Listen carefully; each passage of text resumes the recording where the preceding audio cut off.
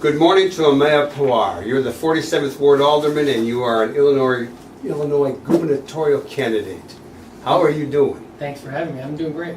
You know, you were on Live from the Heartland a few days after you were elected to be Alderman of the 47th Ward. Yeah. I actually haven't seen you since, but you look great. Thank you. And I understand you've been traveling around southern Illinois, talking to farmers and other people. You decided to make this move and run for governor. What possessed you to make that bold move? I'm tired of communities around the state fighting over scraps. So we're pit against one another based on where we live, what we do for work, based on all kinds of factors. And the truth is we live in a very wealthy state. It's a $700 billion economy, the fifth largest in the country. It's an economy that's bigger than most countries. And don't let anyone tell you that we're broke. What's missing is the political will to tax fairly, so that we can fund our schools fairly, so that we can expand childcare, so we have universal childcare, create jobs. But I'm sick and tired of worshiping wealth. I'm sick and tired of pitting one community against the next, and letting a few wealthy people decide what's best for the rest of us. Wow, that's a pretty good starting line for talking to people about running for governor. Just to remind people, you started your career going up against the establishment. Yeah. The Ed Kelly machine, which had turned into the Eugene Chilton machine, and no one had given you a chance then. You went door to door. You can't go door to door across the state of Illinois, but what would your equivalent be? So our plan is to go to all 102 counties. And we've spent a bulk of the last 4 months in central and southern Illinois. Because look, I get it. As a Chicago alderman, there is a perception of who I am, what I stand for, what I care about, and that I won't show up. And we've been going downstate and letting people know that the success of Chicago depends on central and southern Illinois, and vice versa.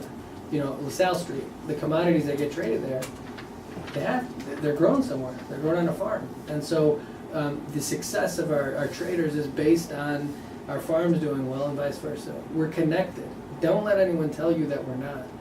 Guys like Bruce Rauner, Donald Trump, they run for office hating the office they seek out.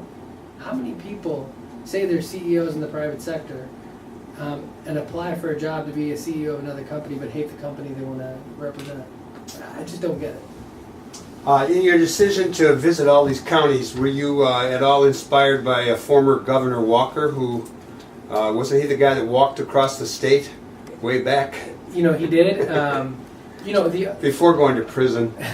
So the other governor that I wouldn't say taking inspiration from this certainly has been an influence. Is I was in the inaugural class of the Edgar Fellows in 2012. And I tell the story all the time.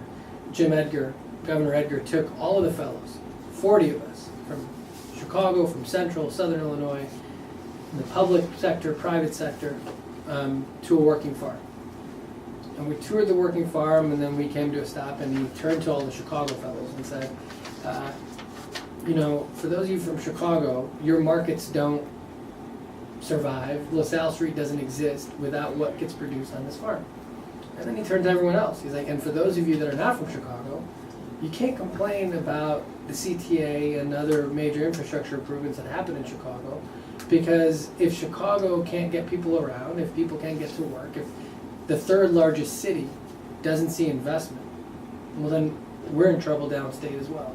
His whole point was, and like I said earlier, is that we're connected and we have to start acting like it. We're one state. Don't let people tell you that we're so different from one another. So how do you run for governor with no money against a couple of millionaires? Well, I mean, we're not running with no money. I mean, we raised $330,000 in the first quarter. Our plan is to raise a significant amount more. I can't compete dollar for dollar with a billionaire or a millionaire. That's okay. But I mean, $300,000 plus dollars is nothing to laugh at. We've got 1,500 plus volunteers organized across 62 counties. So, you know, I'm proud of the campaign we're running. It's going to be grassroots. It's going to be volunteer driven. But we also have national attention with guys like Joe Trippi. You know, he ran Howard Dean's campaign in 2004. Yeah. You know, he's our media consultant. Is he really? Yeah. Oh. So he came on board right as we announced. And since you have this connection to Jim Edgar, has he made a Has he phone flipped? call? Has he said, "Go man, go," or anything remotely like that? Not yet, but I You're hoping for it? I'm gonna go see him at one of the Edgar Fellows events that's coming up and go talk to him. Sweet. Well, I think there are 4 candidates announced on the Democratic side for this run. 2 of them are, big money guys, the Kennedy and the Pritzker. The other one is Daniel Biss, who's also, I think, a progressive like yourself. How do you handle that? Because, I like both of you. There's another guy too, Okay. downstate. Bob Daver. Yeah, I didn't know that. he's not as well known, but Okay. yeah. So how do you progressives plan to go forward on this? Because I hope you both take on the Goliaths. Look, I have nothing negative to say about any of my fellow candidates. I think they're all good people. The end goal is to be a first rounder. Yeah. I do think, though, there are some issues that are not being discussed that we are going out and talking about. One of them being automation. The second one, which is connected to automation, is this idea that as we go around the state and we go to predominantly, in some cases, white communities, you can see the devastation of bad trade deals, automation, disinvestment. And so while the root causes of black and brown poverty are structural racism, redlining, institutional racism, we can't divorce those things from black and brown poverty and the historical factors. But we also have to start acknowledging that there are a lot of communities that are predominantly white and poor, and for a long time it's been okay to make fun of those folks. And our strategy is to try to bring people together and talk about poverty in a real way, because it's devastating, and these are good people, strong communities that have just been left behind across the state. So one of the things that has been a industry that has grown in Illinois is the penal industry. And there are a few towns that don't look devastated simply because they are the location of a penitentiary. Yeah. How do you feel about that? I mean, have you checked out how our penal system works in Illinois, and what do you feel about that? So, our campaign, we call it a New Deal for Illinois. It's based on the original New Deal. And the fourth plank of that is criminal justice reform, which includes legalizing marijuana, regulating it, and taxing it fairly. Also includes policies so that we have real reentry programs, but diversion programs so we're not sending people to prison in the first place. We send too many black and brown kids to jail for low-level offenses. But this shouldn't be an either or. I get it. There are communities that rely on the prisons as the major job base. But reducing our prison population shouldn't mean that those communities suffer. It should mean that we need a jobs plan for the entire state. The beauty of the original New Deal was the Rural Electrification Administration brought power and water to small towns. We can do that now with bringing reliable internet to small communities around the state. There are lots of, the biggest driver of any state's GDP is tourism. And we've got incredible river towns. So why are we sending people to Michiana and Door County for the weekend? Yeah. When we can invest on our Mississippi riverfront. So there's a lot of low-hanging fruit in terms of investments we can make. That means we got to go big on capital and big on revenue and big on progressive revenue. A quick side note, my sister and brother-in-law just did a trip to New Orleans, which we probably can't compete with, at least during Jazz Fest. But they drove. They agree with the Rivertown thing that isn't celebrated enough through most of the states, particularly south of Memphis. But it was very obvious how disinvested Illinois is right now, just by the nature of the restrooms on the interstate, compared to all the other states they went through deep into the south and coming back. Yeah. And to me, we don't build our tourism if the front porch, the bathroom on a tollway, looks like someone's outhouse. Yeah. Look, we've got river towns that have seen major disinvestment. We're going to Cairo in a couple weeks, East St. Louis in a couple weeks. Yeah, they're rough. Yeah, but I mean, this really just comes down to money, right? Peoria, for example, has a port authority.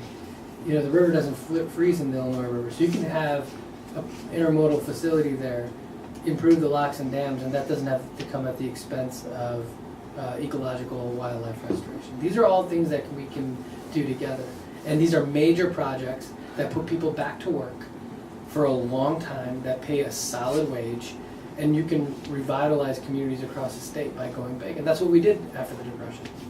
So you mentioned automation, and I'd like you to expand on that a little bit. What is your take?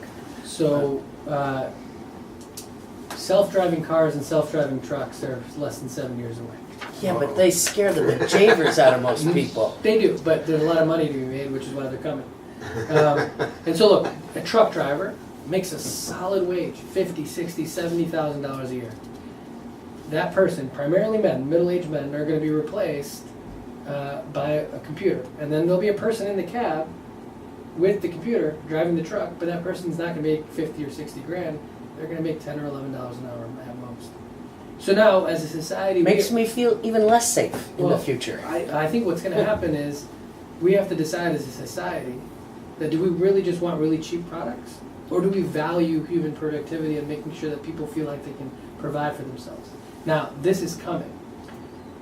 Once these jobs are automated and people are put out of work, if we haven't put a plan in place to put them into jobs that pay well, not minimum wage jobs, good jobs, you think the temperature right now is ugly with Trump and people who have been disaffected and people who have been left behind? Wait until this happens.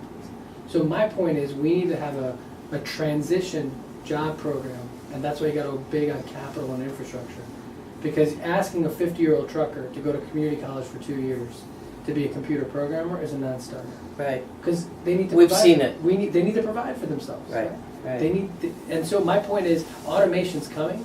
It's coming to almost every industry, and we need to do something about it in the interim. You know, I remember back in my college days, which is a long time ago, they talked about automation and cybernetics, where machines produce new machines and are self-correcting. And some countries and places in the world are now experimenting with a guaranteed wage. Particularly, you know, you would think that would go over well in places where industries have been devastated and people haven't been retrained. What's your take on a guaranteed wage for people in these times of transition? I mean, I think a universal basic income is something we have to be looking at. But again, it comes down to this. Maybe we can slow some automation down with regulation, but it's coming to places like fast food. It's coming to the law. You know, discovery is now being automated because you have OCR software. So in these major lawsuits, they What's can scan OCR? Come on. optical character recognition. Thank you. I'm surprised you didn't know that, Kate. I didn't know that. So you know, so all of these contract attorneys who made solid wages are seeing their jobs going away. Yeah. So my point is, universal basic income is important, Mm. but we need to invest in infrastructure. Communities have been left behind, and those jobs can't be automated. People need to, just like the New Deal. The CCC built our national parks and trails. We've got lots of state parks that haven't been invested in. Why not put people back to work and redoing these things? Everybody Yeah. loves the idea of replicating those programs that put so many to work in the Depression and did so much, art, you know, aesthetically and environmentally. Speaking of which, we got some fracking going down in Southern Illinois. I'm a big anti-fracker. As am I. Okay. All right. Glad to hear that. What are you going to replace it with? How can you chase that out? Well, fracking is not sustainable in the long term because Thank it you. costs too much, Right. and it's bad for the environment. Not every job is worth creating. That's a good line. You know, the thing is, what we should be looking at is how the environment and job creation are neither worse. So the technology, the cost of the technology for green and renewables has gotten so cheap that that's the wave of the future. That is where the jobs are going to be at, which is why infrastructure has got to be the bridge to those jobs. We need something for people to do today. Fracking costs a lot of money. It made sense when oil prices were high 7-8 years ago. I don't think it's sustainable. And also, more importantly, in Southern Illinois, we should not be fracking near Carbondale I know. or McCanda. I don't know if you guys go hiking down there, but it's beautiful. And Yes, we shouldn't be it is. The destroying forest is incredible. it. Yeah, Shawnee's amazing. Yeah, Shawnee is amazing. And more of us should be visiting it, except it takes so long to get down there. Yeah.